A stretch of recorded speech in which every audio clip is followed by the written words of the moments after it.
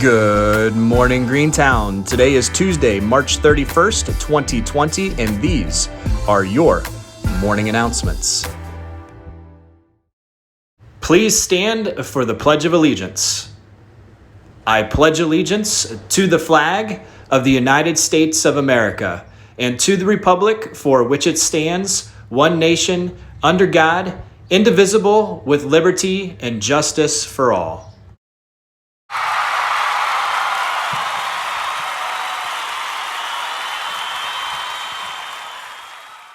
Hello, Greentown families. Happy Tuesday to you. Hopefully you've had a good first day experience with our remote learning process. I know in our family, our two girls did an awesome job, worked very hard, and didn't have too many issues. The same issues that we had are probably the same issues that you had. So I'm going to give you some important information that will help you get through some of those bumps along the way. The first one is just a kind of a gentle reminder. Our parents usually know this, but in case not, there are two different formats for Schoology. There's a parent side of it. I know most of our parents in grades 3 through 5 here either using at Schoology.com or on the app that you can use on any of your devices. Our students, on the other hand, have a very easy way to access Schoology, and that's by simply going to their bookmark on their Chromebook. They don't usually have to put in a username and password because it's connected to their Google account.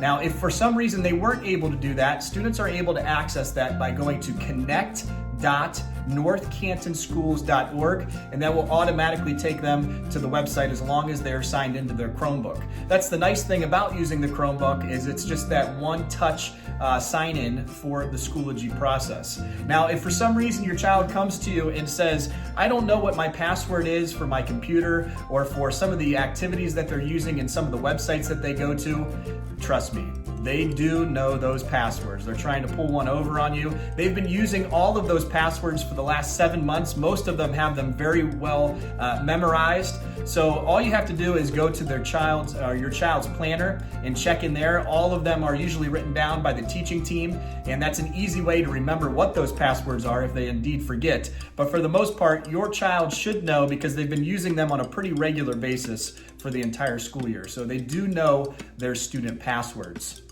The other thing is today, at some point when you were working on Schoology this morning especially, you probably got something that came up that said that Schoology was temporarily unavailable. If that happens again, don't worry.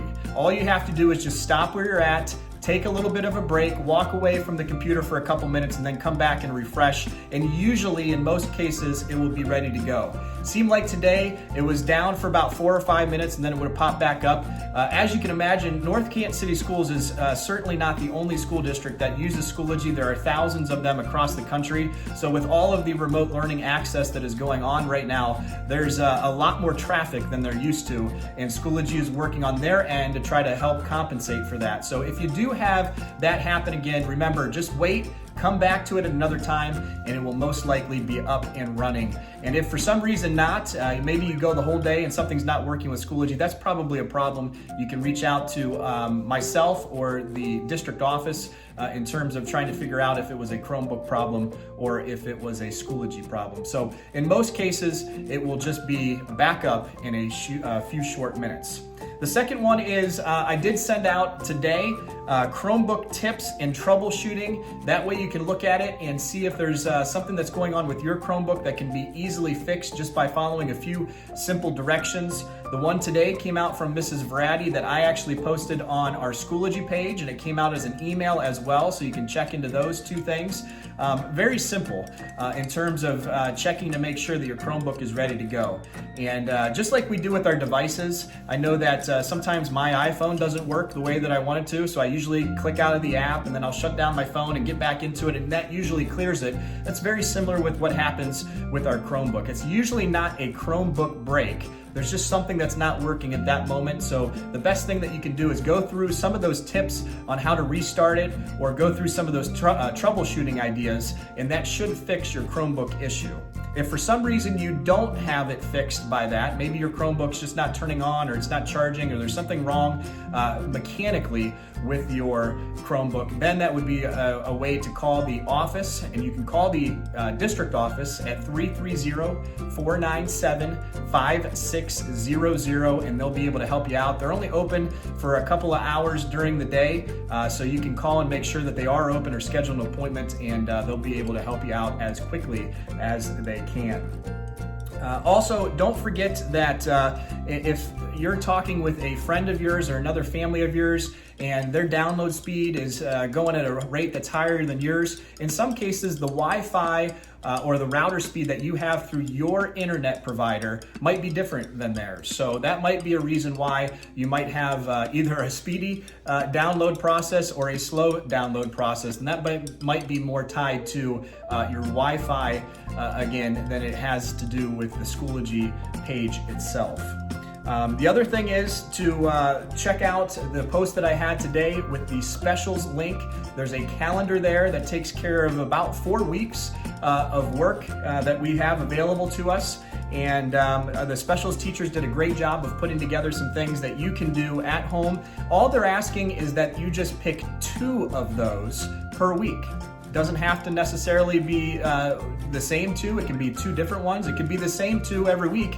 We just want you to use that to go with what you are interested in from that grid, and hopefully have a great experience in coming up with some ways to keep active with our specials classes, because we know that's important too. But again, that is just 2 of them per week, and you can bounce around that calendar however often you want. Mark them off if you want to. If you want to print those out, that's fine.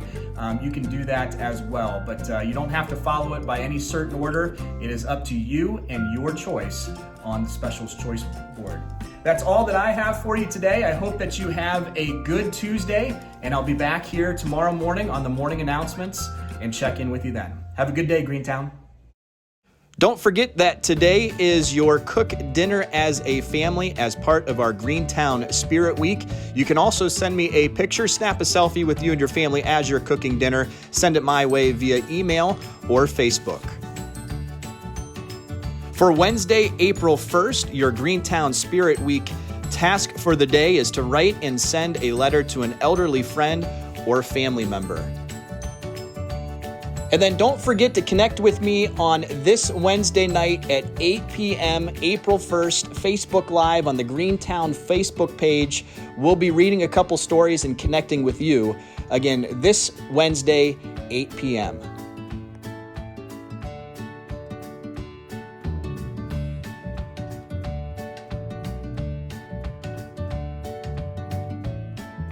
Here are a few pictures from our outdoor family activity day. You can check out Facebook for more.